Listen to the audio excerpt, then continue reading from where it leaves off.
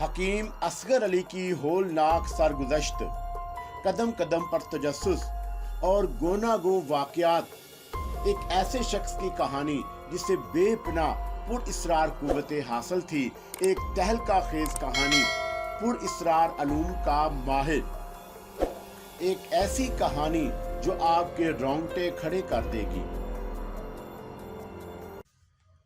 रानी खामोश हो गई और फिर उसने कहा, जाओ। किशोरी अहमकों की तरह रानी का चेहरा देखता रहा, लेकिन अब उसके चेहरे पर खशूनत के आसार नमूदार होने लगे थे। मैंने कहा है जाओ। जी, वह उठा और उसके बाद तेजी से बाहर निकल गया, लेकिन दरवाजे से बाहर निकलने के बाद दिमाग चकराने लगा। ये किस्सा क्या है, क्या चक्र है? ये सब कुछ अपनी रिहायशगाह में आने के बाद भी वो देर तक यही सब कुछ सोचता रहा था। रानी उससे कुछ चाहती थी, मगर क्या? दौलतमंद बनने की जो तरगीब उसने किशोरी को दी थी। किशोरी बेशक वो उससे इख्तलाफ नहीं था, लेकिन वो जानता था कि इसके पस पर्दा कोई गड़बड़ जरूर है और वो इसके किसी ऐसे खतरे को मुंह लेकर दौलतमंद बनने के ख्वाब नहीं देखना चाहता था जो उसकी जिंदगी को तबाह बर्बाद कर दे। बहरहाल इन बड़े लोगों के मामलात काफी खतरनाक होते हैं। चुनाचा उसने अपने जहन को काबू में रखा और उसके बाद 3 दिन यूं ही गुजर गए। रीमा से मुलाकातें तकरीबन बंद हो गई थी। किशन लाल जी ने हालांकि कई बार कहा था कि रीमा उसे याद करती है, लेकिन किशोरी जानता था कि रीमा से मिलना अब बेकार ही है, कोई फायदा नहीं। यहाँ उसने इतने कदम जमा लिए थे कि अब किशन लाल जी का सहारा भी उसके लिए जरूरी नहीं था। नूर शर्मा जी इस दौरान एक बार भी नहीं आए थे और हालात मामूल के मुताबिक चलते रहे। बारिश बंद हो चुकी थी और उसके बाद से बादल भी नहीं आए थे। इस वाक़ये को तकरीबन 10-12 बल्कि 15 दिन गुजर गए। किशोरी ने बारहा अपनी रिहायशगाह की उस खिड़की से उस वीरान हिस्से की तरफ देखा जहां वो एक अजीबोगरीब वाक़ये से 2-4 हो चुका था, लेकिन उस तरफ उसे कोई तहरीक नजर नहीं आई। ना ही उसे वो 3 आदमी दोबारा नजर आए जिन्होंने इस वीरान हिस्से में किशोरी को पकड़ा था। अलबत्ता किशोरी के जहन में जब वो हिस्सा नजर आता, अजीब अजीब कहानियां जन्म लेने लगती।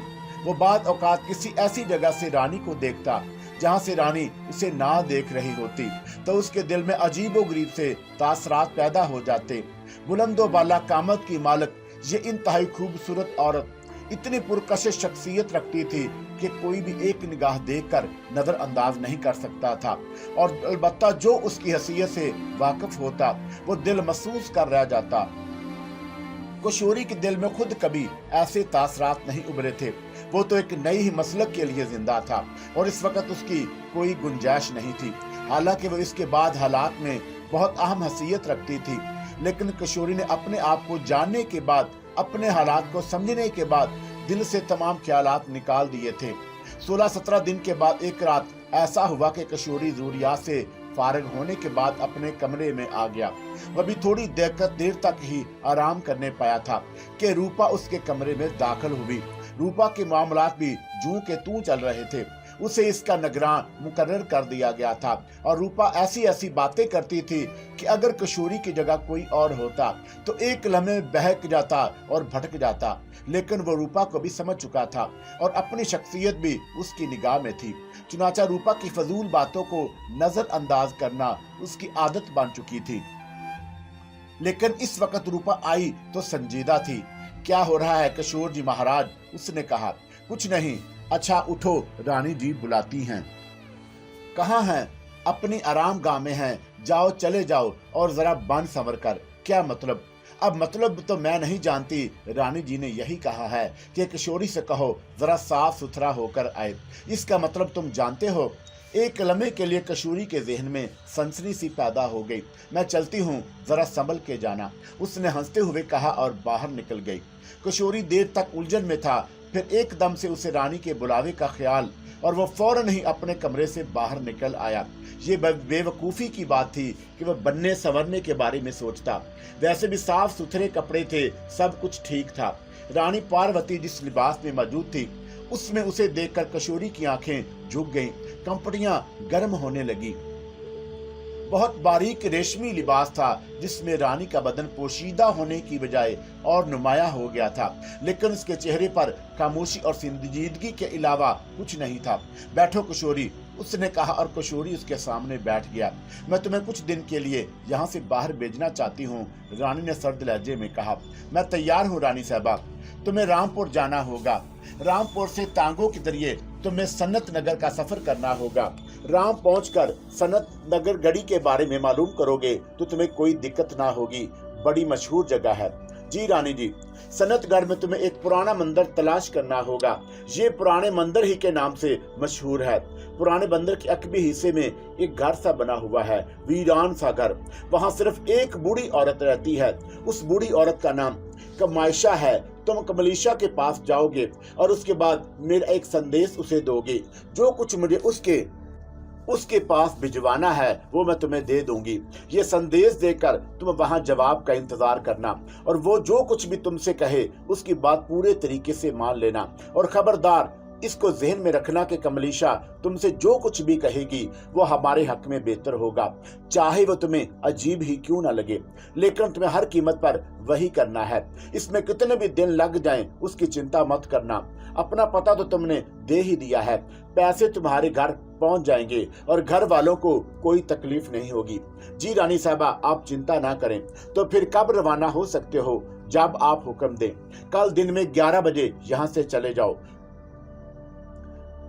तुम्हें यहाँ से रेल मिल जाएगी, उस रेल में बैठकर तुम रामपुर चले जाना और वहां पहुंचते ही सन्नतगढ़ी का सफर इख्तियार करना। और वैसे होशियार रहना, हो सकता है रास्ते में तुम्हें कोई बहकाने वाले मिल जाएं। जी, और वो संदेश? किशोरी ने पूछा। हाँ, वो मैं तुम्हें सुबह जाते वक्त ही दूंगी, तुम उसके लिए बिल्कुल फिक्र ना करो। जी बहुत बेहतर, बस जाओ, रानी ने कहा और किशोरी फौरन वहां से उठ गया। फिर वो बाहर निकल आया। रूपा पर गुस्सा आ रहा था उसे। वो कह रही थी कि बन संवर कर जाना, रानी ने यही हदायत की है। ख्वामखा बेवकूफी होती ना, बहरता रूपा की शरारतें बुरी नहीं लगती थी। वही तो एक थी जिससे उसका दिल लगा रहता था और ना जाने कितनी यादें, कितने वसवसों से दूर हो जाने का दुख, बहुत सी ऐसी चीजें थी। उसकी बहन सुधा उसे बेहद प्यारी थी, सुषमा भी बहुत प्यार करती थी और कांति वो तो था ही बहुत अच्छा घराना था। लेकिन क्या किया जाता, इस घराने की तकदीर मार खा गई थी। किशोरी अपने कमरे में आ गया। देर तक खामियों की रानी के बारे में सोचता रहा। रानी जी ने बहुत बड़े काम की निगरानी थी। जो भी पहन लेती वो उनका अपना मामला था। उनकी निगाह में कोई ऐसी बात नजर नहीं आई थी। बहरहाल दूसरी सुबह मामूल के मुताबिक जागा। हालात यूं के तूं थे। किशन लाल जी से मुलाकात हुई और उसने किशन लाल जी को बताया कि रानी उसे कहीं बाहर भेज रही हैं। किशन लाल जी ने गर्दन हिलाते हुए कहा, जरूर जाओ, रानी जी तुम पर बहुत ज्यादा एतमाद करने लगी हैं और ये एतमाद तुम्हारे लिए फायदेमंद ही साबित होगा। बहरतौर इंतजामात किए गए और उसके बाद रानी साहबा ने मुझे अपने कमरे में तलब कर लिया। वो बिल्कुल संजीदा नजर आ रही थी, चेहरे पर कोई खास तासुर नहीं था। मुझसे कहने लगी कि किशोरी तुम रामपुर जाने के लिए तैयार हो? जी रानी जी, आपका हुक्म था, मैं कैसे इनकार कर सकता हूँ। लो, ये खर्च के लिए रकम रख लो, ये एक कागज रख लो, इसे उसी तरह एहतियात से बंद रहने देना और इसकी हिफाजत करना। इसके बाद कमलीशा की हदायत के मुताबिक अमल करना। अगर इस काम में तुम्हें कुछ दिन भी लग जाएं तो चिंता ना करना। मैं जैसा कि तुमसे कह चुकी हूँ कि यहाँ तुम्हारे सारे मामला पूरी करती रहूंगी, चुनाचे तुम्हें कोई फिक्र नहीं होनी चाहिए। नहीं रानी जी, अब बस आपने मुझसे कह दिया, इतना ही काफी है। वो कागज जो तय किया हुआ था और एक लिफाफे में बंद था, किशोरी ने अपने लिबास में छुपा लिया और उसके बाद रानी की दी हुई रकम महफूज करके रानी से मजीद हदायत लेकर वहां से चल पड़ा। अपने कमरे में आकर उसने मुख्तसर सा सफरी बैग उठाया और खामोशी से बाहर निकल गया। इस सिलसिले में किसी खास एहतमाम की जरूरत नहीं थी। रेलवे स्टेशन जाना था, रेल का टिकट खरीदना था और रेल में बैठ जाना था, बस इतना ही सा तो काम था। थोड़ी देर के बाद वो रेलवे स्टेशन पहुंच गया। ट्रेन का वक्त करीब आ गया था, चुनाचा वक्ते मुकर्रा पर वो ट्रेन में सवार हुआ और थोड़ी ही देर बाद ट्रेन आहिस्ता आहिस्ता प्लेटफार्म छोड़ने लगी। रेल के डब्बे में भानत भानत के मुसाफिर मौजूद थे। सब अपनी अपनी बोलियां थी, अपनी अपनी कहानियां। किशोरी खिड़की से बाहर दूर दौड़ते हुए मनादर को देख रहा था। उसे यूं महसूस हो रहा था जैसे उन मनादर में उसका माजी भाग रहा है। माजी के किसी भी मंदिर को रेल की खड़ी खिड़की के बाहर बेआसानी देखा जा सकता था, बशर्ते के दिमाग को इस तरफ मरकूज कर दिया जाता। किशोरी इस सिलसिले में उलझन का शिकार था। उसे इस संदेश का ख्याल आया, न जाने इसमें क्या है, कोई ऐसी चीज जो कोई राज की हैसियत रखती हो।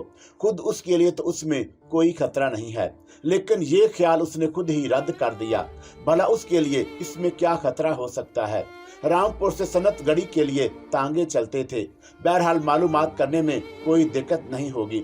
वैसे वो खुद कभी रामपुर नहीं आया था और ये जगह उसके लिए बिल्कुल ही नई होगी।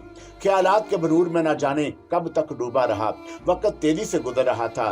फिर दफतन ही एक स्टेशन पर ट्रेन रुकी तो एक आदमी उसके डब्बे में चढ़ आया। ये शक्लो सूरत से बिल्कुल अजनबी था, लंबा चौड़ा और देव कामत आदमी था। वो सीधा किशोरी के पास पहुंचा। किशोरी महाराज आप ही हैं? उसने पूछा और किशोरी बुरी तरह चौंक पड़ा। हाँ मैं ही हूँ, कहो क्या बात है। चौथे डब्बे में महाराज नूर शर्मा जी मौजूद हैं, वो आपको बुला रहे हैं। किशोरी हैरान रह गया। अव्वल तो पहली बात यही थी कि नूर शर्मा जी ने उसे देख कहां से लिया। दूसरी बात ये कि वो इस तरह, लेकिन बहरतौर एक ऐसा नाम सामने आया था जिस पर तवज्जो देना जरूरी था। वो हिलो हिज्जत ना कर सका और फौरन ही अपनी जगह से उठ गया। चौथा डब्बा फर्स्ट क्लास का था और उसमें बहुत ही कम मुसाफिर थे। जो थे वो इक्का दुक्का अपने अपने गोशों में बैठे हुए थे और एक गोशे में नूर शर्मा जी नजर आए। इसका मकसद है कि इस आदमी की दी हुई इत्तला दुरुस्त है। नूर शर्मा को देखकर किशोरी हैरान रह गया था। पहली बार भी इस शख्स को देखकर किशोरी को अजीब सा एहसास हुआ, लेकिन अब उसका चेहरा बदला बदला नजर आ रहा था। उसकी आंखों में एक नरम कैफियत थी।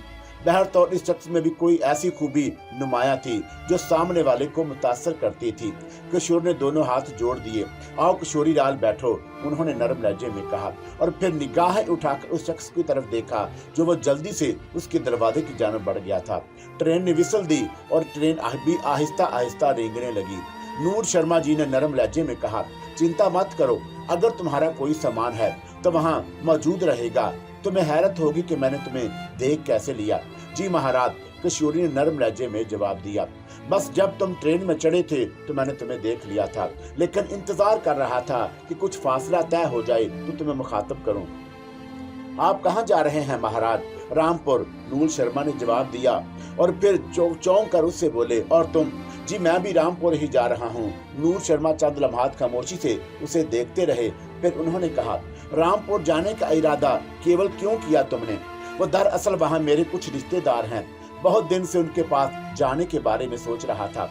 रानी जी से छुट्टी मांगी तो उन्होंने कहा कि एक लम्हे के लिए, एक दिन के लिए हो आऊं। बस यूं ही मैं चल पड़ा। कौन से मोहल्ले में रहते हैं तुम्हारे रिश्तेदार? नूर शर्मा ने सवाल किया और किशोरी एकदम सटपटा गया। बहुत टेढ़ा सवाल था। न जाने क्यों उसका जी नहीं चाह रहा था कि नूर शर्मा को तमाम सूरत हाल बता दे। ताहम उसने संभल कर कहा कि मैं पहली बार रामपुर जा रहा हूँ राजा साहब। राजा साहब से पहले कभी वहां नहीं गया। उन्होंने मुझसे कहा है कि मुझे स्टेशन पर लेने आ जाएंगे। महल्ले वगैरह के बारे में मैं कुछ नहीं जानता। अच्छा खैर कोई बात नहीं, आराम से बैठो। मैं जरा दूसरी किस्म का इंसान हूँ। तुम्हें याद है तुमने उस दिन की मुलाकात में मुझे मालिक कहा था, तो मैंने तुमसे कहा था कि संसार में इंसानों का मालिक एक ही है। जमीनों आसमान में एक मालिक के सिवा कोई दूसरा मालिक नहीं हो सकता। जी, और आपके वो अल्फाज मुझे याद हैं आज भी। यही कुछ समझो, तुम भी इंसान हो, मैं भी इंसान, हमारे बीच कोई ऐसा फर्क नहीं। बहुत बहुत शुक्रिया महाराज। किशोरी एक सीट पर बैठ गया। नूर शर्मा ने कहा, तुम रेलवे के टिकट वगैरह की फिक्र मत करना, यहाँ कोई तुमसे कुछ नहीं पूछेगा। मैं जो हूँ। जी महाराज, मैं जानता हूँ। किशोरी, तुम एक अच्छे खानदान के लड़के मालूम होते हो। मुझे चेहरों की शिनाख्त है। मैं तुम्हें किसी भी कीमत पर बुरा आदमी नहीं समझता, लेकिन जरा ये बताओ, आखिर तुमने हमारे महल में ही नौकरी क्यों की? मुझे नौकरी चाहिए थी महाराज, और उसके लिए मेरे पास वसाइल नहीं थे। किशन लाल जो कि आप कैशियर हैं, उन्होंने मुझे यहाँ मुलाजम करा दिया, और बहरहाल ये एक अच्छी जगह है। नूर शर्मा उसे देखते रहे। फिर उन्होंने आहिस्ता से कहा, तुम्हारी नौकरी पर मुझे एतराज नहीं, लेकिन उन जुमलों पर एतराज है कि तुम उसे एक अच्छी जगह समझते हो। मैं समझा नहीं महाराज। नौजवान हो, तजर्बेकार होते तो शायद इतने अरसे में बहुत कुछ समझ जाते। किशोरी सवालिया निगाहों से नूर शर्मा को देखता रहा। तब नूर शर्मा ने कहा, तुम्हें रानी पार्वती की शख्सियत में कोई अनोखी बात महसूस नहीं होती, सवाए इसके कि वो रानी जी हैं, और रानियां तो अनोखी होती हैं महाराज। किशोरी ने गोलमोल अंदाज में जवाब दिया और नूर शर्मा उसे घूरने लगा। और फिर उसने कहा, नहीं, रानियां भी इंसान होती हैं। लेकिन वो नूर शर्मा ने जुमला अधूरा छोड़ दिया और फिर बोले, पता नहीं तुम्हारे दिल में उसके लिए क्या जज्बात हों, और यकीनन अकीदत के जज्बात होंगे, या शायद बात इससे कुछ आगे बढ़ चुकी है, लेकिन मैं जानता हूं कि तुम असलियत से नावाकिफ हो। नूर शर्मा ने कहा और किशोरी शशदर रह गया। नूर शर्मा के अल्फाज किसी कदर शर्मनाक हसीयत रखते थे।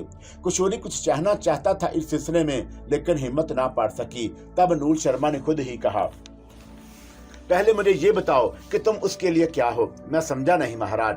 देखो लड़के, मैं बहुत नरम इंसान हूँ। किसी को नुकसान पहुँचाना मेरे लिए बहुत अजियतनाक बात होगी, लेकिन अगर मुझसे चालाकी करने की कोशिश की जाए तो फिर मैं खुद भी अपने आप को इसके लिए तैयार कर लेता हूँ कि जवाबी कार्रवाई करूँ। महाराज, मैं समझना चाहता हूँ आपके अल्फाज। किशोरी का लहजा सर्द हो गया। रानी पार्वती की नजरों में तुम्हारी हैसियत क्या है? एक मर्द की, एक नौकर की, या एक महबूब की? किशोरी ने बदस्तूर सरूर निगाहों से नूर शर्मा को देखते हुए कहा, महाराज, मेरा एक नजरिया है। मालक बाप और मालकन माता समान होती है, और माता पिता से इंसान के जो ताल्लुकात हो सकते हैं मैं उन्हीं को अवलियत देता हूँ। गो मैंने रानी पार्वती को सिर्फ रानी जी कहा है, लेकिन वो मेरी मालकन है और दूसरे मैनों में माता समान। किशोरी का लहजा और खुरदरा लहजा और उसके चेहरे का अंदाज देखकर नूर शर्मा के चेहरे पर एक तब्दीली रुनुमा हुई, और फिर उसने मुस्कुराते हुए कहा, मैं तुम्हारी बात समझ चुका हूँ और मुझे इस पर पूरा यकीन भी है, लेकिन मेरे दोस्त, जिस औरत को तुम माँ का दर्जा दे रहे हो वो औरत का दर्जा भी नहीं रखती। वो मैं तुमसे क्या कहूँ, बस भगवान ना करे कि तुम्हें इसका तजर्बा हो। किशोरी अजीब सी निगाहों से नूर शर्मा को देखता रहा। नूर शर्मा के चेहरे पर एक नुमाया तब्दीली रूनुमा हो गई। वो थोड़ी देर खामोश रहा और फिर उसने कहा, अच्छा किशोरी, ये बताओ, कोई ऐसी बात जो तुम्हें वहां इस घर में अनोखी लगी हो? मैंने अपने काम से काम रखा है महाराज। कैसी अनोखी बात पर गौर करना मेरे लिए नमक हरामी के मुतरादिफ था। बिल्कुल ही बेवकूफ इंसान मालूम होते हो। हालांकि आदमी जहां काम करता है वहां के हालात पर गहरी निगाह रखता है। ये बताओ, वो तुम्हें क्या दे रही हैं? मैंने ये भी तय नहीं किया महाराज, लेकिन उन्होंने मुझे खुद से कहा है कि वो मुझे इतना देंगी कि मेरे सारे दुख दर्द दूर हो जाएंगे। हाँ, यकीनन वो तुम्हें इतना ही देंगी कि तुम्हारे सारे दिल दूर हो जाएंगे, लेकिन तुम खुद भी इस संसार से दूर हो जाओगे। क्या समझे? समझा नहीं महाराज, मैं कुछ समझा नहीं। नूर शर्मा अजीब सी निगाहों से किशोरी को घूरता रहा और फिर उसने इंतहाई सर्द लहजे में कहा, मुझे जानते हो मैं कौन हूँ। पहले भी मैंने अर्ज किया था कि आप मालिक हैं हम आपके नौकर। मैं मालिक या नौकर के सिलसिले में कुछ नहीं चाहता, लेकिन एक बात मैं बता देना चाहता हूँ, वो ये कि मैं अपने खिलाफ कुछ करने वाले को कभी जीता नहीं छोड़ता। मेरे लिए ये इंतहाई मुश्किल काम होता है कि मैं किसी वक्त इस पर रहम करूँ जब वो वार कर चुका हो। तुम ये भी जानते हो कि पार्वती मेरी पत्नी है और मैं उससे बड़ा दर्जा रखता हूँ। अगर मैं तुम्हें ये हुक्म दूं कि तुमसे जो बातें मैं कर रहा हूँ वो किसी और को नहीं मालूम होनी चाहिए, तो क्या तुम इस हुक्म की तामील करोगे? जी महाराज, मैं आपकी हैसियत को पहचानता हूँ। तो सुनो, रेल में मेरी तुमसे मुलाकात और उसके बाद जो गुफ्तगू हुई तुम्हारे जीवन में कभी सामने नहीं आनी चाहिए। इस बात को दिमाग में अच्छी तरह डाल लेना, और अगर इसके खिलाफ हुआ तो यूं समझ लेना कि ना सिर्फ तुम बल्कि तुम्हारे साथ और भी बहुत सी मुसीबत का शिकार हो जाएंगी। आपका इतना ही कह देना काफी है महाराज। ये धमकियां बेमैनी है। जहां तक धमकियों का ताल्लुक है तो मैं आपका नौकर हूँ, आपसे अलग नहीं हटूंगा। अलबत्ता अगर मैं आपका नौकर ना होता तो शायद इन धमकियों को कोई अहमियत नहीं देता, किशोरी ने कहा, और नूर शर्मा उसे देखता रहा। फिर दफतन ही उसका अंदाज नरम हो गया। मेरा मकसद तुम्हारी तौहीन करना नहीं था, मगर मैं पूरी सख्ती से यह चाहता हूँ कि तुम कभी इस सिलसिले में तज़किरा ना करो, और इसमें मेरी ज़ात के लिए एक अहम नुक्ता पोशीदा है। आपका इतना कह देना ही काफ़ी था महाराज, आप जो कहेंगे वो कभी मेरी ज़ुबान पर नहीं आएगा। किशोरी ने पुरएतमाद लहजे में कहा, और नूर शर्मा खामोशी से उसे देख रहा था और फिर बोला, सुनो किशोरी, तुम बेशक एक अच्छे इंसान हो और सिर्फ अपने हालात के हाथों मजबूर होकर यहाँ तक पहुँच गए हो। बेशक तुम्हारे इरादों में कोई खोट नहीं है, लेकिन जिस हस्ती से तुम्हारा वास्ता पड़ा है वो तुम्हारे लिए ही नहीं बल्कि तुम जैसे हर नौजवान के लिए मौत की हैसियत रखती है, क्या समझे। किशोरी खामोशी से नूर शर्मा का चेहरा देखता रहा। नूर शर्मा किसी और ही सोच में गुम था। उसने किशोरी के तासरात पर तवज्जो दिए बगैर फिर सिलसिला गुफ्तगू वहीं से जोड़ दिया जहां उसने खत्म किया था। वो औरत जिसका नाम पार्वती है, उसे औरत कहना मुनासिब नहीं। जो कुछ है वो अभी तक पर्दाए राज में है और मैं उसके वजूद से पर्दे हटाना चाहता हूँ। किशोरी, मैं बुरा इंसान नहीं, लेकिन जिन हालात में जिंदगी बसर कर रहा हूँ उन्होंने मुझे ना जाने कहां से कहां तक पहुंचा दिया है। खैर, तुम एक मुलाजिम किस्म के आदमी हो, मैं तुम्हें अपने बारे में झांकने की इजाजत नहीं दे सकता, लेकिन जो कुछ मैं कह रहा हूँ उस पर ध्यान देना। उस औरत के किसी जाल में ना फंस जाना और ना जाने क्या क्या खो बैठोगे। किशोरी अब भी खामोशी से नूर शर्मा की सूरत देखता रहा। दफतन नूर शर्मा ने चौंक कर कहा, तुम मेरी बातें सुन रहे हो ना? जी महाराज, क्यों नहीं, किशोरी ने जवाब दिया। ये सिर्फ बातें ही नहीं बल्कि यूं समझ लो कि तुम्हारे लिए इंतहाई कार आमद अल्फाज हैं। इत्तफाक की बात है कि तुम महल से इतने फासले पर यहाँ इस रेल में मिल गए, वरना ये यकीनी तौर पर वो औरत तुम्हें कभी मेरे हत्थे ना लगने देती। तुमने उस दिन देख लिया था। किस दिन महाराज? किशोर ने कुछ न कुछ बोलना जरूरी समझा था। उस दिन जब मेरी तुम्हारी पहली और शायद आखिरी मुलाकात महल में हुई थी। वो किस तरह हमारा खोज लगाती हुई हमारे पास पहुंच गई और उसके बाद उसने किस तरह तुम्हें वहां से भगा दिया, याद है ना तुम्हें? जी महाराज, किशोरी ने आहिस्ता से कहा। उसकी वजह पर गौर नहीं किया तुमने? नहीं महाराज, अहमक हो, बिल्कुल ही अहमक, इंतहाई बेवकूफ। किशोरी ने अब भी कोई जवाब नहीं दिया तो नूर शर्मा बोला, वो नहीं चाहती मैं किसी को सूरत हाल को बताऊं, और किसी ऐसे शख्स को खास तौर से जो महल में मौजूद है। मैं तुम्हें एक बात बताऊं किशोरी, मैं अमूमन हवेली से बाहर रहता हूं, तुमने खुद भी महसूस किया होगा, लेकिन वो मेरे एक एक कदम के बारे में सब कुछ जानती है, और खास तौर पर कोई ऐसा आदमी जिसका जरा भी ताल्लुक मुझसे हो कभी महल में नहीं रह सकता। ये तुम्हारी खुश नसीबी है कि तुम उसके जरिए महल में नौकरी हासिल करने में कामयाब हुए। अगर कहीं किशन लाल जी की तुम्हें मुझसे मिला देते और मैं ये कोशिश करता तो सवाल ही पैदा नहीं होता कि तुम उस हवेली में एक दिन भी गुजार सकते। किशोरी मुतब्याना अंदाज में ये सारी कहानी सुन रहा था। नूर शर्मा चंद लम्हे खामोशी से कुछ सोचता रहा और फिर एक गहरी सांस लेकर बोला, खैर छोड़ो, ये सब वो बातें हैं जिनका तुमसे जिक्र करना जरूरी नहीं। मैंने अभी थोड़ी देर पहले तुमसे पूछा था कि वो तुम्हें क्या देती है। लेने देने की बात भी छोड़ो, तुम्हारी हर जरूरत पूरी हो जाएगी। जितनी रकम चाहो मैं तुम्हें दे सकता हूँ, और उसके बदले तुम्हें मेरा एक काम करना होगा। निहायत होशियारी से, बड़ी एहतियात से तुम्हें हर तरह उसका साथ देना होगा। ऐसा जाहिर कर दो जैसे तुम उसके इंतहाई वफादार आदमी हो, लेकिन दर पर्दा तुम मेरे लिए काम करोगे, समझे? नूर शर्मा की आंखें पुरजोश अंदाज में चमकने लगी थी और किशोरी खामोशी से उसका चेहरा देख रहा था। चंद लम्हात खामोश रहने के बाद नूर शर्मा ने फिर कहा, तुम्हें इसके बारे में मालूमात हासिल करनी है, तुम्हें उसके पीछे लगकर उसकी असलियत का सुराग लगाना है। मैं तुमसे जो काम लेना चाहता हूँ वो यही कि उसकी हर बात पर निगाह रखो, उसका एक एक लम्हा नोट करो और ये अंदाजा लगाओ उसके इक़दामात क्या होते हैं। फिर उन तमाम बातों की फहरिस्त तैयार कर लो और मुझे इन तफसीलात से आगाह कर दो। और एक खास बात और सुन लो किशोरी, बुध की रात को तुम्हें सारी रात जागना होगा। बुध की रात हमारे इस काम में सबसे बड़ी अहमियत रखती है। नूर शर्मा अपनी धुन में कहे जा रहा था। उसने कहा, बुध की रात को वो हवेली से कहीं जाती है और उस वक्त वो एक अजीबोगरीब शख्सियत होती है। तुम्हें उस रात ज्यादा मेहनत करना होगी, उसका पता चलाओ कि वो कहाँ जाती है। किशोरी, मैं तुम्हें इसका इतना मुआवजा दूंगा कि तुम ख्वाब में भी नहीं सोच सकते, क्या समझे? समझ रहे हो ना मेरी बात? नूर शर्मा चौंक कर किशोरी को देखने लगा। किशोरी की हैरत अंगेज खामोशी ने उसे चौंका दिया था। तुम मेरी बात सुन रहे हो ना किशोरी? उसने एक बार फिर अपना सवाल दोहराया। जी महाराज। बोलो, हिम्मत है तुम्हारे अंदर, ये काम कर सकोगे? उसने किशोरी को देखते हुए कहा और किशोरी के होंठों पर भी मुस्कुराहट फैल गई। महाराज, आप ये काम किसी और से ले लें क्या? नूर शर्मा चौंक पड़ा और फिर मदम सी मुस्कुराहट के साथ बोला। डर गए, खौफजदा हो गए? नहीं, ऐसी कोई बात नहीं। मैं तुमसे इस बात का दावा करता हूँ कि तुम्हें कोई नुकसान नहीं पहुंचेगा। बेफिक्र रहो, तुम्हें कोई नुकसान नहीं पहुंचेगा। तुम्हारी जिम्मेदारी मैं कबूल करता हूँ। नहीं महाराज, मैं बुज़दिल नहीं हूँ और ना ही किसी नफा नुकसान से डरता हूँ, मगर ये काम आप किसी दूसरे से ले ले तो ज्यादा अच्छा है। और कोई दूसरा मेरे हाथ नहीं लगता।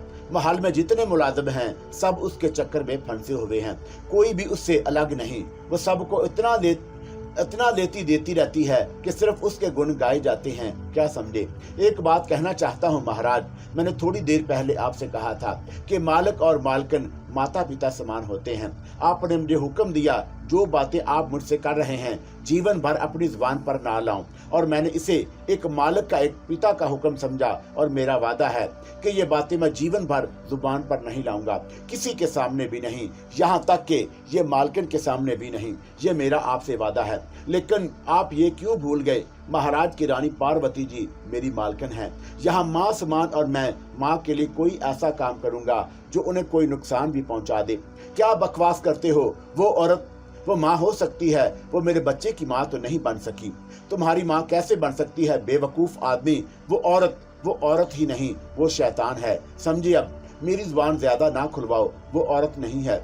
वो नूर शर्मा जो शिद्दत जज्बात में फूले हुए सांस की वजह से खामोश हो गया और देर तक वो कुछ ना बोल सका। समझ रहे हो ना? उसने थोड़ी देर के बाद हाँफते हुए कहा। वो मेरे बच्चे की माँ नहीं बन सकी, मगर तुम बेवकूफ। ठीक है महाराज, बहरतौर आप चिंता ना करें, ये काम तो मैं नहीं कर सकूंगा, लेकिन बहरतौर जो आपने कहा है वो भी मेरे पास महफूज रहेगा। मैं आपसे वादा कर चुका हूँ और अपना वादा पूरा करूंगा। नूर शर्मा अजीब सी निगाहों से उसे देखता रहा। उसकी आंखों में एक बार फिर वैसी ही नफरत की चिंगारियां उभर आईं, जैसी नफरत की चिंगारियां उसने उस कमरे में देखी थी जब वो पहली बार नूर शर्मा से मिलने गया था। किशोरी ने गर्दन झुका ली, अजीब सी कैफियत का शिकार था। बिलाशुबा रानी पार्वती के सिलसिले में वो खुद भी शदीद हैरान था और उसकी समझ में भी कोई बात नहीं आती थी, लेकिन बहरतौर वो उसका नमक खा चुका था और किसी ऐसे झगड़े में नहीं पड़ना चाहता था। हालांकि बात इतनी ज्यादा नमकवारी की नहीं थी, लेकिन सबसे बड़ा मसला यही था कि वो दोनों पति पत्नी के झगड़ों में नहीं पड़ना चाहता था। नूर शर्मा ने उसके बाद देर तक कुछ ना कहा। किशोरी के लिए ट्रेन की ब्रेका को चीखते हुए देखकर कहा, आज्ञा चाहता हूँ महाराज, अपने में डब्बे में जाऊंगा। बैठो, यहाँ तुम्हें मौत आ रही है, मैं कुछ सोच रहा हूँ।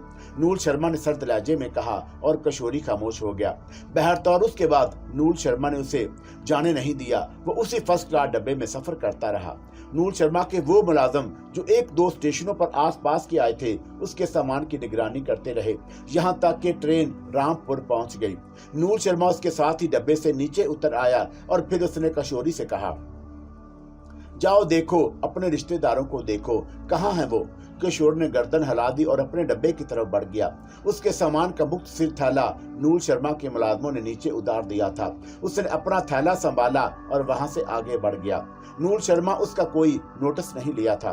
किशोरी अजीब सी कैफियत का शिकार था। बाहर निकलकर वो इधर उधर निगाहें दौड़ाने लगा और फिर खामोशी से एक समझ चल पड़ा। यहाँ से वो पैदल ही आगे बढ़ना चाहता था और उसके बाद ये फैसला करना चाहता था कि अब उसे क्या करना चाहिए। आया सीधे सनत नगर का रुख करना चाहिए या फिर यहाँ रुककर कुछ वक्त गुजारा जाए, उसके बाद सनत गढ़ी वगैरह का रुख किया जाए। नूर शर्मा ने जो गुफ्तगू की थी उसने उसका सर चकरा कर रख दिया था। उसकी समझ में नहीं आ रहा था कि उसे क्या करना चाहिए। बहरतौर रानी पार्वती का रवैया उसके साथ बुरा नहीं था, इसमें भी कोई शक नहीं था कि रानी पार्वती का किरदार अजीबोगरीब नौइयत का हामिल था और किशोरी उसके बारे में सोचता तो खुद भी उलझ जाता था कि आखिर वो है क्या चीज। इस वक्त नूर शर्मा के अल्फाज ने तो उसे और भी ज्यादा परेशान करके रख दिया था। इन्हीं ख्यालात में गुम वो आगे बढ़ता चला गया। थोड़ी देर के बाद एक गाड़ी की आवाज सुनाई दी। गाड़ी के उस करीब ही रुक गई थी किशोरी ने झुककर गाड़ी में झांका तो नूर शर्मा उसे पिछली सीट पर बैठा हुआ नजर आया।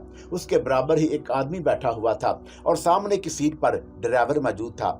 नूर शर्मा ने गर्दन निकालकर कहा, क्यों, तुम्हारे रिश्तेदार तुम्हें लेने नहीं आए? नहीं महाराज, तुम रामपुर पहली बार आए हो? जी।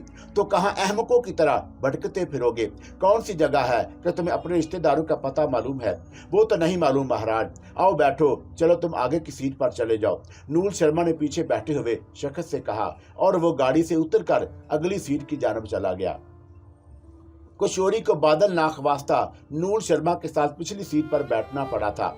नूर शर्मा ने खामोशी से सामने रखे हुए ड्राइवर को आगे बढ़ने का इशारा किया। उसने किशोरी से कोई बात नहीं की। किशोरी को इस बात का बड़ा अफसोस था कि उसका झूठ पकड़ा गया था। इसमें कोई शक नहीं कि यहाँ वो पहली बार ही आया था और उसे किसी जगह के बारे में कुछ मालूम नहीं था। लेकिन अब क्या किया जाएगा? नूर शर्मा इससे सवालात करेगा तो वो क्या जवाब देगा? बहरतौर उसे इस बात की भी परवाह नहीं थी। गाड़ी आगे बढ़ती रही और थोड़ी देर के बाद वो एक अजीबोगरीब इलाके में पहुंचकर रुक गई। ये इलाका ज्यादा आबाद नहीं था, लेकिन यहाँ फासले फासले पर मकानात बने हुए थे।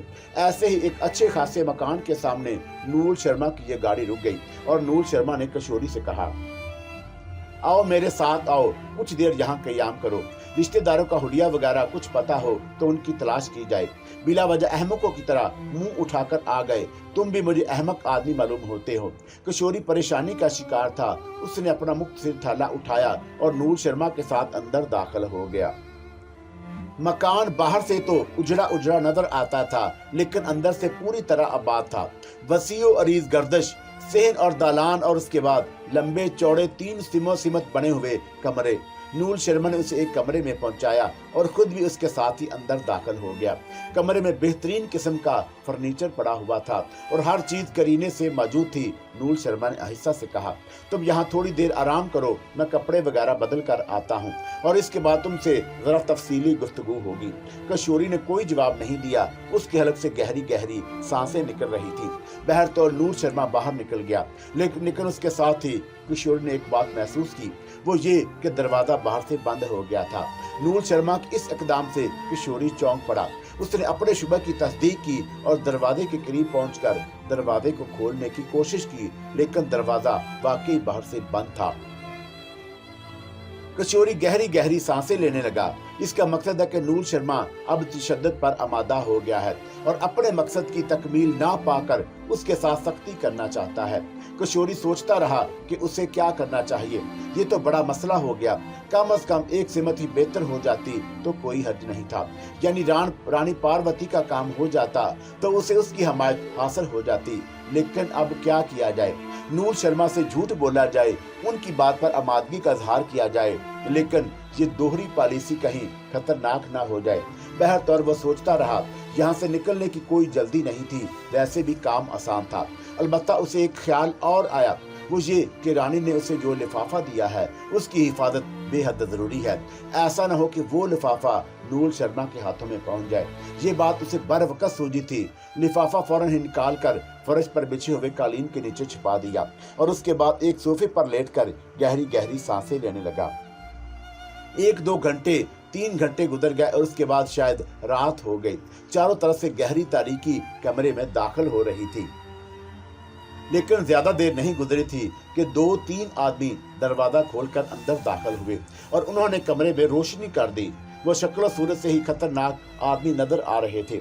नूर शर्मा उनके साथ मौजूद नहीं था। उनमें से एक ने किशोरी को देखते हुए कहा, देखो महाराज, नूर शर्मा जी ने हमसे कहा है कि हम तुम्हारी तलाश में तुम्हारा ये सामान अपने कब्जे में कर लें। तुम हमारे काम में मदद करो। अगर तुमने इस सिलसिले में कोई मुदाखलत की तो फिर हमारे हाथों नुकसान उठा जाओगे, वरना हम तुम्हें कोई नुकसान नहीं पहुंचाना चाहते। किशोरी खामोशी से कमरे के वस्त में खड़ा हो गया। उसका दिल खुशी से उछल रहा था। उसने सोचा कि उसने बर वक्त ये फैसला किया कि रानी पार्वती का वो लिफाफा छुपा दिया। अगर ऐसा ना होता तो मुसीबत ही बन जाती इस वक्त। बहरतर उसने हाथ उठा दिए थे। उन लोगों ने उसके एक हिस्से की तलाशी ली और उसके सामान वगैरह को भी अच्छी तरह चेक किया और फिर जब उन्हें इस बात का इत्मीनान हो गया कि उसके पास कोई पोशीदा चीज नहीं है तो वो उसका सामान और उसकी जेब से बरामद होने वाली चीजें लेकर वहां से बाहर निकल गए। जाते हुए उनमें से एक ने कहा था कि तुम्हारी चीजें तुम्हें वापस कर दी जाएंगी। ये महाराज नूल शर्मा का हुक्म था, वरना हम ये सब कुछ ना करते। किशोरी ने कोई जवाब ना दिया। अब उसके जिस्म पर लिबास के अलावा और कोई चीज नहीं रह गई थी। वो लोग चले गए। दरवाजा बाहर से बंद हो गया। थोड़ी देर के बाद दरवाजा फिर खुला और एक आदमी अंदर दाखिल हुआ। उसके हाथ में खाने पीने की चीजें मौजूद थी, जो उसने बड़ी नफासत से किशोरी के सामने रखी। फिर आहिस्ता से बोला, महाराज खा ले, मैं बाहर मौजूद हूँ।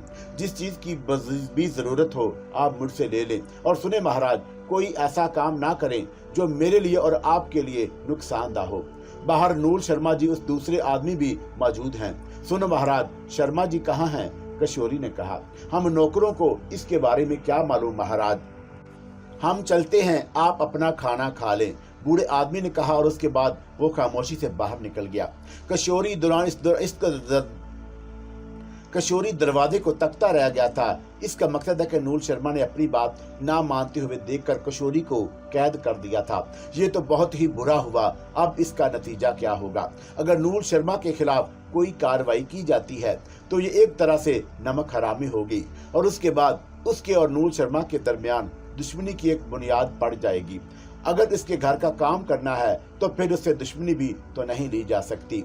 लेकिन दूसरी सूरत और चौंका, उसने नूल शर्मा से यह वादा भी कर लिया था कि वो रानी पार्वती को वो सब कुछ नहीं बताएगा जो उसके और नूल शर्मा के बीच हुआ है।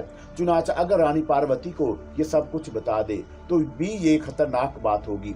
वो अपनी जिंदगी के लिए मुश्किल नहीं लेना चाहता था। मुश्किलात तो उसके खानदान का एक हिस्सा बन चुकी थी। बहरतौर खाना खाना जरूरी था। भूखा रहकर तो कोई काम नहीं हो सकता था। चुनाचा वो खाने में मसरूफ हो गया और उसके बाद उसने इत्मीनान से खाने से फरागत हासिल की और बर्तन एक जानब सिरका दिए। फिर वो आराम करने लेट गया। सोचों की जलगार हो गई और न जाने उसका जहन कहां कहां भटकता फिरा। इन सारी कार्रवाइयों के पीछे क्या है? क्या नूल शर्मा का कहना दुरुस्त है? रानी पार्वती वाकई अजीबोगरीब औरत थी। खास तौर से वो मंजर किशोरी कभी नहीं भुला सकता था जब उसने वीरान इमारत में रानी पार्वती को बुरी तरह जख्मी और बुरे हाल में देखा था और उसके साथ साथ ही सलाखों के पीछे छुपा हुआ वो रीछ जो खुद भी बुरी तरह जख्मी नजर आया था। आखिर रीछ जख्मी कैसे हुआ? रानी पार्वती के हाथों। मगर ऐसा क्यों? ये सब कुछ क्या किस्सा है? क्या चक्कर है ये सारे का सारा? किशोरी की समझ में यह कहानी नहीं आ रही थी। बहरतौर वाकयात तो उसकी जिंदगी से भी बेशुमार मुंसलिक थे। खास तौर से भगवती प्रसाद जी के घराने का उजड़ना। आखिर ये उजड़ा हुआ घराना किस मकसद से उजड़ा था और ये सब कुछ कैसे हुआ? न जाने कब तक वो देर तक अपने घर वालों को याद करता रहा। दूसरी सुबह उसकी आंख खुली तो सूरज की किरणें उसके जिस्म को गुदगुदा रही थी और ये गर्मी उसी की थी। बहरतौर उसने खिड़कियां और रोशनदान बंद किए और कमरे में ठंड के साथ ही अंधेरा भी फैल गया। उसने रोशनी फिर से जलाई जो रात को सोते हुए बंद कर दी थी। फिर वो कमरा रोशन हो गया। फिर चंद लम्हा सोचने के बाद वो अपनी जगह से उठा और उसने दरवाजे के करीब जाकर आहटे लेना शुरू कर दी। बाहर कोई आवाज नहीं सुनाई दे रही थी। किसी ख्याल के तहत उसने दरवाजे को बजाया और दरवाजा खुलने में देर ना लगी। वही बूढ़ा आदमी दरवाजे के सामने खड़ा था। जी महाराज, आप जाग गए? चिंता मत करें, हम आपके लिए जल पानी लेकर आते हैं। नाश्ता भी तैयार है। बूढ़े आदमी ने दरवाजा बंद करने की कोशिश की, लेकिन किशोरी के लिए ये मौका गनीमत था। उसने दरवाजे में पांव उड़ाया और बूढ़े को पीछे धकेलकर बाहर निकल आया। उसने इधर उधर देखा। बूढ़े के अलावा और कोई शख्स यहाँ नहीं था, लेकिन बूढ़ा अजीब सी निगाहों से उसे देख रहा था। और फिर उसने आहिस्ता से कहा, देखो महाराज, अगर तुम इस तरह निकल जाओगे तो हमारी जान चली जाएगी। ऐसा करो, हमारे सर पर कोई जख्म डाल दो। चिंता ना करो, बूढ़े आदमी हैं, बस इतना जख्म डाल दो कि हम बेहोश हो जाएं। तुम्हारी मेहरबानी होगी। जाते हो तो जाओ, हमें कोई एतराज नहीं। हम खुद भी किसी गलत काम के कायल नहीं, मगर क्या करें, पेट की मजबूरी है। जल्दी करो, ऐसा न हो कि कोई आ जाए। अभी यहाँ कोई नहीं है। किशोरी चौंक कर बूढ़े को देखने लगा और फिर उसने आहिस्ता से कहा, मैं तुम्हारा शुक्रगुजार हूँ महाराज, लेकिन मैं तुम्हें कोई नुकसान नहीं पहुँचा सकता। पगले ना बनो। अगर तुम नुकसान नहीं पहुँचाओगे तो फिर हमें जो नुकसान होगा वो बहुत बड़ा होगा। ओह, मैं ये बताओ, ये जगह कौन सी है? कोई बात नहीं बताएंगे, जो करना है कर लो। हम नमक हरामी नहीं करेंगे। तुम खुद ही बाहर निकल आए हो, इसलिए हम तुम्हारा रास्ता भी नहीं रोक सकते। हट्टे कट्टे जवान आदमी हो, उन्हें खुद ही ख्याल करना चाहिए था। सारे के सारे चले गए, मगर देर कर रहे हो तो खुद अपना नुकसान करोगे, हमें इससे कोई फायदा नहीं होगा। किशोरी ने परेशानी से इधर उधर देखा। दफतनी बूढ़ा आगे बढ़ा और उसने दीवार से सर टकरा दिया। उसके सर से खून बह निकला था और उसके हाथ पांव फैल गए। किशोरी ने एक लम्हे के लिए उसे देखा और फिर उसे जमीन पर गिरने से बचाया और आहिस्ता से जमीन पर लेटा दिया। बूढ़ा बेहोश हो चुका था। किशोरी एक लम्हे तक एक अजीब से एहसासात का शिकार रहा। बहरतौर उसके दिल में तासुफ की लहरें उभर रही थी। बूढ़े ने उसके साथ जो ताउन किया था वो उस पर इतना बड़ा एहसान था कि वो इस एहसान को कभी फरामोश नहीं कर सकता था। लेकिन अब यहाँ से निकल जाना बेहद जरूरी था। बूढ़े का कहना वाकई दुरुस्त था। अगर कोई आ गया तो फिर किशोरी के लिए काफी मुश्किल पैदा हो जाएगी। उसके सामान का थैला वो लोग अपने साथ ही ले गए थे और वो थैला न जाने कहाँ था। बहरतौर उसने परवाह नहीं की, लेकिन वो लिफाफा जिसमें रानी पार्वती का संदेश था कालीन के नीचे छुपा हुआ था। उसने कमरे में जाकर लिफाफा कालीन के नीचे से निकाला, अपने लिबास में पोशीदा किया और फिर बरक रफ्तारी से उस अहाते को अबूर करके घर से बाहर निकल आया। चारों तरफ वीरानी और खामोशी फैली हुई थी। ये इलाका बहुत अजीब था, यहाँ उसे कहीं से भी देखा जा सकता था। चुनाचा वो ऐसी जगहों की आड़ लेता हुआ आगे बढ़ने लगा जहाँ से दूसरों की निगाहों से महफूज रह सके, और थोड़ी देर के बाद वो इस इलाके से काफी दूर निकल आया। जगह के बारे में उसे वाकई कोई अंदाजा नहीं था। जिधर मुंह उठ रहा था चला जा रहा था। ये ख्याल भी जहन में था कि अगर नूर शर्मा के आदमियों को फौरन ही पता चल गया तो वो उसका पीछा करेंगे। चुनाचा उसने पहले कि वो नूर शर्मा के आदमियों के हत्थे चढ़े वो रामपुर से निकल जाना चाहता था। एक आबादी नजर आई और वह उसमें दाखिल हो गया। दुकानें खुली हुई थी, लोग अपने अपने कामों में मसरूफ थे। एक जगह रुककर उसने पूछा कि क्या तुम मुझे सनत नगर के बारे में कुछ बता सकते हो? सनतगढ़ी यहाँ से 7 मील दूर एक आबादी है, छोटी सी बस्ती है, मगर तुम्हें उसका क्या करना है? मैं वहां जाना चाहता हूँ, मुझे उसके लिए तांगे कहाँ से मिलेंगे? यहाँ से सीधी सड़क पर चले जाओ, कोई मील भर चलने के बाद अड्डा आ जाएगा तांगे का, वहीं पर किसी तांगे वाले से बात कर लेना। किशोरी ने उसका शुक्रिया अदा किया और तेज कदमों से आगे बढ़ गया। मील भर का फासला तय करने में उसे काफी देर लगी। जहन वसवसों का शिकार था। रकम जेब में मौजूद थी। कम से कम इस सिलसिले में उन्होंने उस पर एहसान किया था कि उसके सामान के अलावा किसी चीज को हाथ नहीं लगाया था।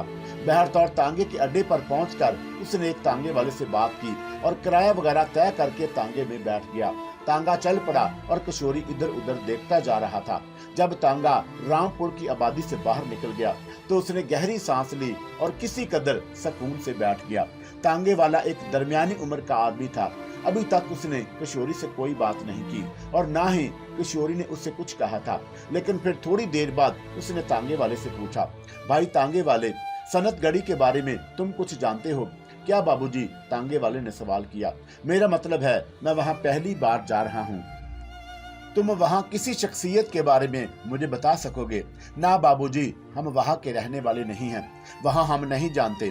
हाँ, तुम संतगढ़ी तो जा चुके हो, सवारियां लेकर बहुत बार गए हैं महाराज, परंतु संत नगर में रहने नहीं, वहाँ कोई है ही नहीं हमारा, तांगे वाले ने जवाब दिया और किशोरी खामोश हो गया। बहरतौर तांगा सफर करता रहा।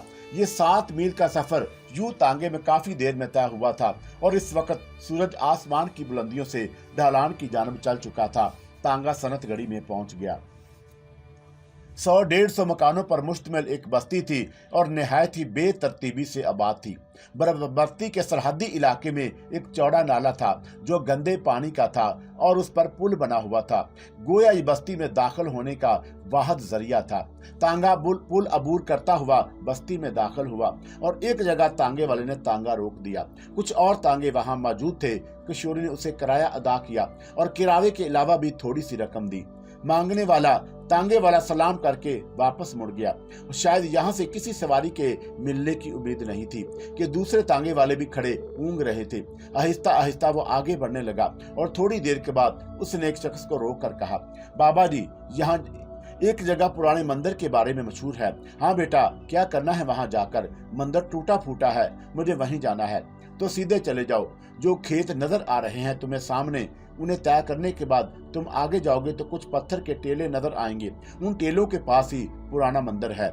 उस शख्स ने बताया और उसने ये रास्ता भी तय करने का फैसला कर लिया और फिर अपनी मतलूबा जगह पहुंचा तो शाम के तकरीबन 4 बज चुके थे।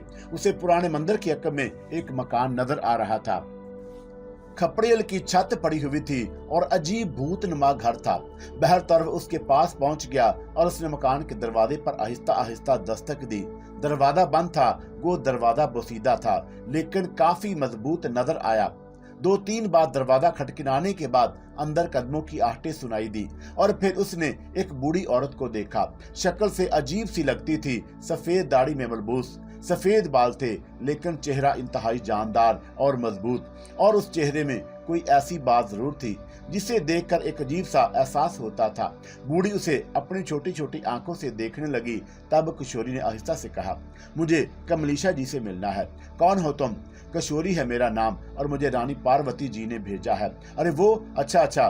बुढ़िया का रवैया एकदम तब्दील हो गया। वो दरवाजे से हट गई। उसने कहा, अंदर आ जाओ।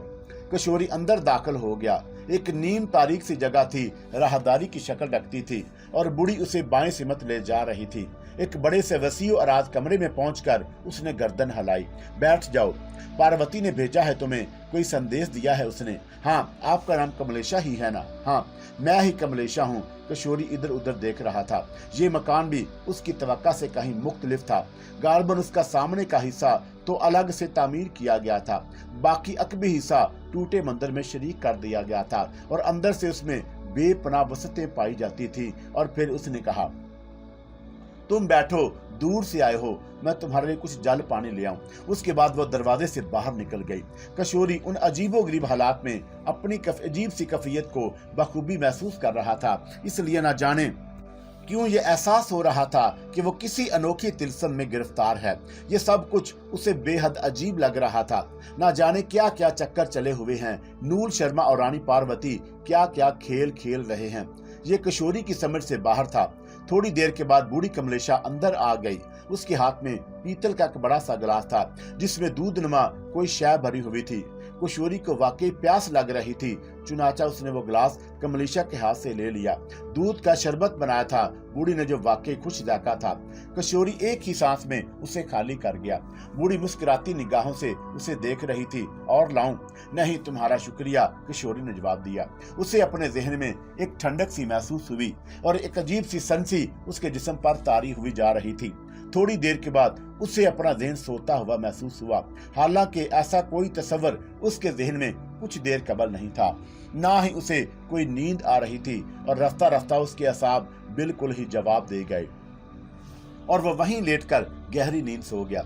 गालबन इस शरबत में कोई ऐसी ख्वाब आवर शय शामिल थी जिसने किशोरी को सुला दिया था। ना जाने कब तक वो सोता रहा और उसके बाद जागा तो तबीयत हशाश बशाश लग रही थी। वक्त ना जाने क्या हुआ था। बहरतौर थोड़ी देर तक वो माहौल का जायजा लेता रहा। याददाश्त साथ नहीं दे रही थी और ये याद नहीं आ रहा था कि वो कहाँ है। लेकिन जब याद आया तो हड़बड़ाकर उठ बैठा। गौर किया तो वही जगह थी जहाँ बूढ़ी उसे लेकर आई थी। किशोरी हैरानी से अपने बारे में सोचने लगा। सोने की आखिर क्या तुक थी। नींद का तो उसकी आंखों में शाइबा भी नहीं था। ना जाने ये सब कुछ क्या था। बहरहाल उस तिलस्म कदे में, उस तिलस्मी माहौल में जो कुछ भी हो जाता कम था। वो बहुत देर तक बैठा सोचता रहा। गालबन रात हो गई थी, अंधेरा फैलता जा रहा था। थोड़ी देर के बाद बूढ़ी ने अंदर झांका और उसे जागते हुए देखकर अंदर आ गई। किशोरी ने अब पहली बार उस बूढ़ी औरत को गौर से देखा और कुछ और हैरत अंगेज इंकशाफात उस पर हुए। बूढ़ी के बाल सफेद थे। वो अपने हुलिये से बूढ़ी ही नजर आती थी, लेकिन उसके बदन को देखने से ये अंदाजा होता था कि वो किसी बूढ़ी औरत का नहीं बल्कि मुकम्मल तौर पर एक जवान औरत का जिस्म है। इस तरह उसके चेहरे के तासरात भी बुढ़ापा नहीं झलकता था। बहरतौर उसने मुस्कुराती निगाहों से किशोरी को देखा और फिर बोली, तुम तो ऐसे थके हुए थे कि सोए तो शाम ही कर दी। मैं थका हुआ था या तुमने मुझे सुला दिया था? किशोरी पर की जुबान पर ये अल्फाज आए बगैर न रह सके। बूढ़ी ने उसकी बात पर किसी हैरत का इजहार नहीं किया, बल्कि वो हल्की सी हंसी के साथ बोली, अब ये बताओ तबीयत कैसी है? ताज़ा दम हो गए ना? ये बताओ तुमने मुझे शरबत में क्या दिया था? कुछ भी नहीं था, ठंडाई थी वो। ठंडाई? हाँ, तो ये मतलब था भांग डाली गई थी उसमें। तुम इसे भंग कहो, मगर हम उसे अमृत जल कहते हैं। तुम बताओ, तुम्हारा बदन तुम्हें क्या महसूस हो रहा है? हल्का नहीं हो गया? खैर छोड़ो, मैं तुम्हें रानी पार्वती के बारे में, अब उसके बारे में कहना बेकार है। जो संदेश तुम लेकर आए थे वो मैंने पढ़ लिया है। किशोरी है ना तुम्हारा नाम? हाँ, तो सुनो, वो संदेश जो मैंने पढ़ा है, मैं उस पर अमल करने के लिए तैयार हूँ। तुम उसके बारे में बेफिक्र रहो, यहाँ इत्मीनान से आराम करो। जो कुछ भी हुआ है उसे भूल जाओ। यहाँ जितने दिन तक रहोगे फायदा ही फायदे में रहोगे। वो बन जाओगे जिसके बारे में तुम सोच भी नहीं सकते। अच्छा, अब उठो, मुंह हाथ धो लो, मैंने खाना लगा दिया है, तुम खाना खा लो। बूढ़ी औरत ने कहा। किशोरी एक लम्हे के लिए किसी सोच में डूब गया। फिर उसने दिल ही दिल में सोचा, जब सारी बातें उसने रानी पार्वती की हिदायत के मुताबिक की हैं, यहाँ तक कि नूर शर्मा तक को उसने रानी पार्वती के सामने कोई तरमीम नहीं दी, तो फिर उससे परहेज करने का क्या फायदा? जो कुछ ये औरत कह रही है वो करना ही चाहिए था। रानी पार्वती ने भी यही कहा था कि कमलीशा की हिदायत पर भरपूर अमल किया जाए। अगर ये औरत हैरतनाक ना हुई तो शायद किशोरी के दिल में कोई ख्याल ना आता, लेकिन ये कमलीशा, ये अजीबोगरीब किरदार नजर आता था। किशोरी कमलीशा उसे अपने साथ बाहर ले गई। मकान बैरूनी हिस्से का बिल्कुल सुनसान पड़ा था। यहाँ एक कुआं नजर आया जिसके पास पानी की एक टंकी रखी हुई थी। कमलीशा ने इस तरफ इशारा किया। किशोरी ने अच्छी तरह मुंह हाथ धोया और उसके बाद वो आराम कर उठ गया। कमलेशा उसे थोड़ी देर दूर बैठी उसे देख रही थी। किशोरी की निगाहें उससे मिली तो उसने मुस्कुराते हुए कहा, कपड़े वगैरह नहीं है तुम्हारे पास? साथ नहीं लाए हो? हाँ लाया था, लेकिन एक हादसे की नजर हो गया। चिंता ही ना करो, यहाँ तुम्हें सब कुछ मिल जाएगा, वो सब कुछ जो तुम्हारी तलब होगी। यहाँ तुम अकेली रहती हो, खाना तो खा लो पहले, इसके बाद बातें इत्मीनान के साथ बैठ कर करेंगे। उसके लहजे में अजीब सा रोज था। किशोरी को उससे कराहत सी महसूस होने लगी। इसकी उम्र को औरत को कम से कम अपना अंदाज इस तरह नहीं रखना चाहिए था, लेकिन उम्र का मसला तो इस वक्त मालूम नहीं होता था। जब उसके बदन पर निगाह पड़ती तो उसके बाल उसके जिस्म से कोई मुताबिकत नहीं रखते थे। बहरतर किशोरी को ऐसी बातें नहीं सोचनी चाहिए थी। बूढ़ी औरत ने उसके सामने खाना रख दिया और किशोरी ने उससे कहा, तुम नहीं खाओगी? नहीं, मेरे खाने पीने का मसला कुछ और ही रहता है, तुम आराम से खाओ। भाजी, तरकारी, पूरियां और ऐसी ही बहुत सी चीजें थी जो इंतहाई लजीज बनी हुई थी। किशोरी ने यहाँ भी पेट भर के खाया। जाहिर है इस सिलसिले में तकल्लुफ क्या मैंने रखता था। खाना पीने के बाद उसने कमलीशा की जानब देखा। वो आहिस्ता से बर्तन उठाकर चली गई थी। किशोरी उसे जाते हुए देखता रहा और उसके जहन में एक तस्वर और पैदा हुआ।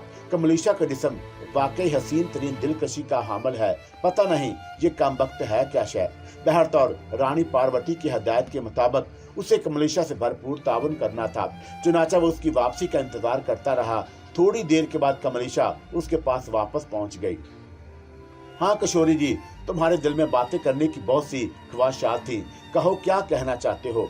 तुम्हें वह संदेश मिल गया कमलेशा जो रानी पार्वती जी ने मुझे दिया था? हाँ, तो फिर अब मेरे लिए क्या हुक्म है? कुछ नहीं, बस तुम्हें कुछ अरसे यहाँ मेरे करीब रहना पड़ेगा। मैं तुम्हें जो कुछ बताऊंगी वो अच्छी तरह सीखना होगा, और जब तुम सब कुछ सीख जाओगे तो तुम्हें सोच भी नहीं सकते कि तुम क्या बन जाओगे। मैं समझा नहीं? नहीं समझे तो चलो कुछ बातें मैं तुम्हें समझाई देती हूँ। दरअसल तुम्हारे भाग जाग उठे हैं, और जब भाग जाग जाते हैं तो कहीं न कहीं से कोई जरिया भी पैदा हो जाता है। रानी पार्वती तुम्हारे भाग के जागने का जरिया है। आप भी मैं कुछ नहीं समझ सका। तो सुनो किशोरी जी, कि रानी पार्वती जी ने तुमसे ये कहा था कि एक दिन तुम दुनिया के महान आदमी बन जाओगे। दौलत तुम्हारे चरणों में पड़ी रहेगी और तुमको इसकी तरफ आंख उठाकर भी ना देखोगे।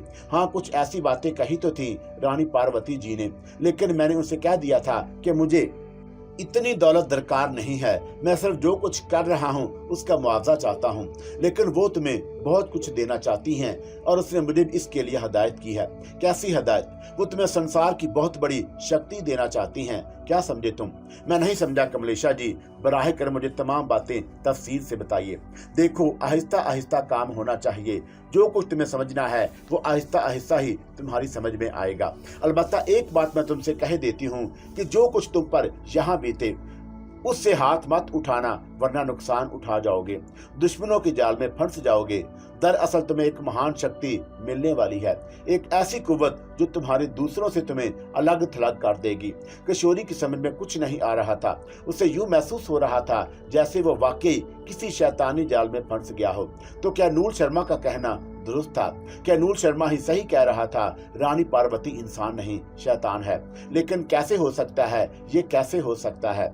कमलीशा उसकी सूरत देखती रही, फिर उसने आहिस्ता से कहा, तुम्हारी हर सोच बेकार है किशोरी, हर सोच बेकार है। ख्वामखा परेशानियों का शिकार हो रहे हो। जो कुछ हो रहा है उसे होने दो और उसका नतीजा देखो, जो तुम्हारी तवक्का के बिल्कुल खिलाफ निकलेगा। किशोरी एक गहरी सांस लेकर खामोश हो गया और फिर उसने आहिस्ता से कहा, ठीक कहती है कमलेशा जी, अब जो हो रहा है वो तो होना ही है। बिल्कुल ठीक। मैंने रात अब बहुत ज्यादा हो चुकी है, चलो तुम्हें तुम्हारी आरामगाह दिखा दूं। ये घर देखने में तो बहुत छोटा लगता है, मगर अंदर से काफी बड़ा है। हाँ, लेकिन अभी तो तुमने इसे देखा ही नहीं। आओ मैं तुम्हें दिखाऊं, कमलीशा ने कहा और उसके बाद एक मोमी शमा हाथ में उठा ली और किशोरी को अपने साथ लेकर चल पड़ी। घर के अंदरूनी हिस्सों से होती हुई किशोरी बिल आखिर एक कमरे में पहुंच गया जहां अंधेरा था और इंतहाई गहरी तारीकी छाई हुई थी। कमलेशा ने उसे अपने अंदर दाखिल किया तो वह खुद भी उसके साथ साथ चलती रही। किशोरी को महसूस हुआ ये कमरा कुछ लंबा है। सामने के हिस्से में पहुंचने के बाद कमलीशा ने 3 सीढ़ियां नीचे उतरी और किशोरी को एहतियात के साथ उतरने का मशवरा दिया। उसके बाद किशोरी ने महसूस किया जैसे वो किसी सुरंग में चल रहा हो। ये सुरंग ज्यादा लंबी नहीं थी, तकरीबन 100 कदम चलना पड़ा किशोरी के, और उसके बाद कमलीशा उसे लेकर जिस कमरे में पहुंची वो बहुत वसी और कुशादा था। उसमें छत में फानूस लगे हुए थे जिसमें शमे रोशन थी। यहाँ आकर कमलेशा ने वह शमा बुझा दी जिसे वो अपने साथ लेकर आई थी। किशोरी ने चारों तरफ देखा और उसकी आंखें हैरत से फैल गईं। एक बहुत ही कीमती छप्पड़ कट पड़ा हुआ था, बहुत ही आला दर्जे के सादो सामान से आरास्ता। ये कमरा अपनी मिसाल आप था। उसमें कई दरवाजे बने हुए थे, दाखिले का यही एक दरवाजा था। कमलीशा ने कहा, ये तुम्हारे आराम करने की जगह है। और सुनो, एक बात गौर से सुन लो कि जो कुछ यहाँ देखो, जो कुछ सुनो, उसे डरने की जरूरत नहीं, वो सब कुछ तुम्हारे लिए है। किशोरी जी की समझ में ये अल्फाज पहले तो नहीं आए, लेकिन जब कमलीशा चली गई और वह दरवाजे से बाहर से बंद हो गया तो उसने गहरी गहरी सांसें लेकर इधर उधर देखा और फिर दफतन ही बुरी तरह उछल पड़ा। एक कमरे का दरवाजा आहिस्ता आहिस्ता खुल रहा था। वो फटी फटी आंखों से उस कमरे के दरवाजे की जानब देखने लगा। अंदर दाखिल होने वाली शख्सियत को देखकर उसके चेहरे पर अजीब से तासरात फैल गए। वो ज्यादा से ज्यादा 16-17 साल की एक खूबसूरत लड़की थी जिसने कदीम राजकुमारियों जैसा खूबसूरत लिबास पहना हुआ था और उसके बदन के बेशतर हिस्से नुमाया थे, लेकिन उन हिस्सों पर निगाह पड़ने से आंखों में चकाचौंध पैदा होती थी। किशोरी उसे देखता रह गया। लड़की के होंठों की मुस्कुराहट बड़ी दिलगुजाराना थी। वो आहिस्ता आहिस्ता उसके करीब आ गई और फिर बड़े नाज से उसने दोनों हाथ जोड़े और गर्दन झुकाकर किशोरी को प्रणाम किया। किशोरी की हलक से चंद लम्हात के लिए आवाज भी ना निकल सकी, लेकिन फिर उसने खुद को संभाल लिया और कहा, कौन हो तुम? दासियों को किसी भी नाम से पुकार लो, वो दासी ही रहती हैं। लड़की ने गमगीन आवाज में जवाब दिया। तुम मेरी दासी कैसे हो गई? किशोरी ने ऐसे अंदाज में उसे देखते हुए पूछा। अंदाजा लगा लो कि हम तुम्हारी दासी कैसे हो गई, वो लड़की मशहूर के लहजे में बोली और किशोरी को अपना जहन भूल भलियों में गुम होता हुआ महसूस होने लगा। लड़की के हसीन और चमकदार आंखों में एक अजीब सी रोशनी गर्दिश कर रही थी और ये रोशनी किशोरी को अपने वजूद में गिरफ्तार कर रही थी। हालांकि वो एक अच्छे किरदार का नौजवान था और भटकना उसके लिए किसी भी तौर मुमकिन नहीं था, लेकिन उसके बदन से उठती हुई खुशबू, उसकी आंखों से निकलती हुई हल्की हल्की सब्ज शुआएं, किशोरी को अपना जहन हवाओं में उड़ता हुआ महसूस हो रहा था। लड़की आगे और उसके किशोरी को बाजू से पकड़कर मसहरी पर बिठा दिया और फिर अपनी जगह से वापस पलटी और उसके सामने बने हुए दरवाजे तक पहुंच गई, जिसके बारे में किशोरी को कोई अंदाजा नहीं था। फिर उसने दरवाजा खोला और उसमें से कुछ चीजें निकालकर उसने किशोरी के सामने रखी। एक गिलास में उसने रंगीन शरबत उंडेला और आहिस्ता आहिस्ता उसे हाथ में लिए हुए किशोरी के करीब आ गई। लो ये पी लो, मुझे जान लोगे। क्या है इसमें? किशोरी ने घबराए हुए लहजे में कहा। अमृत, अमृत समझते हो ना, मगर पी लो, मेरे हाथ से भी नहीं पियोगे। उसने कहा और किशोरी का मुंह आहिस्ता आहिस्ता खुल गया। फिर वो अजीबोगरीब शाय जो उसने उससे पहले कभी नहीं चखी थी उसकी हल्के रास्ते सीने में उतर गई और किशोरी को कुछ अजीब सा सुरूर महसूस होने लगा। वो सहरज़दा निगाहों से लड़की को देखता रहा और फिर उसने अपने होंठ खुश करते हुए कहा, फिर भी तुम्हारा कोई नाम तो होगा। कहा ना, दासियों का कोई नाम नहीं होता। दासी कह सकते हो, तुम चंद्र कह सकते हो, चंद्रा कह सकते हो, शारा कह सकते हो, जो मन चाहे कह लो। किशोरी के होंठों से हल्की सी आवाज निकल गई थी, अजीब हो तुम। अभी कैसे पता चला तुम्हें कि हम अजीब हैं? लड़की उसके कदमों के पास बैठते हुए बोली और किशोरी को अपने सर में हल्का सा चक्कर महसूस हुआ। लड़की ने उसके जानों पर अपना रुखसार रख दिया था। किशोरी की कैफियत बिगड़ती चली गई और फिर रफ्ता रफ्ता वो बेहाल होता चला गया। उसे अपना बदन हवा में तहरील होता हुआ महसूस हुआ। होशो हवास बिल्कुल ही रुखसत हो गए और उसे अपने मतन बदन पर कोई होश ना रहा। यहाँ तक कि दूसरा दिन हो गया। सुबह को बहुत देर तक वो सोता रहा था और जब आंख खुली तो उसे अपनी कैफियत पर और अपने माहौल पर गौर किया और बुरी तरह उछल कर खड़ा हो गया। लेकिन जो कैफियत उसके सामने थी उसे देखकर उसका दिल शर्म से पानी पानी हो रहा था और ज़हन और दिल पर अजीब सा बोझ तारी हो गया। उस वसीओ अरीज कमरे में वो तन्हा था और वो मामूलात लड़की उसके पास मौजूद ना थी। किशोरी ने अपने आप को संभाला और लड़ते कदमों से उस दरवाजे की जानब बढ़ गया जिसके दरवाजे की जानब से वो लड़की आई थी। उसने दरवाजा खोलकर देखा तो हैरान रह गया। उस तरफ दीवार थी और ये दरवाजा सिर्फ एक अलमारी का था। शायद इसलिए गलतफहमी हो रही थी। लड़की दूसरे दरवाजे से आई होगी। यहाँ 3 दरवाजे थे। इनमें से एक वो था जिस लड़की ने शराब का सामान निकाला था। किशोर ने दूसरा दरवाजा खोला लेकिन वो भी एक अलमारी थी। कमरे में सिर्फ एक ही दरवाजा, वो दरवाजा जिससे बाहर निकला जा सकता था। बाकी 3 अलमारियां थी। गोया किशोरी का अंदाजा गलत था। वो दरवाजे नहीं थे लेकिन वो लड़की उसके होशो हवास के मुताबिक उसी दरवाजे से निकल कर आई थी जो अब एक अलमारी की शक्ल रखता था। किशोरी की समझ में कुछ नहीं आया कि उसे कदमों की आवाज सुनाई दी। अंदर आने वाली कमलेशा ही थी जिसकी होंठों पर वही शैतानी मुस्कुराहट फैली हुई थी।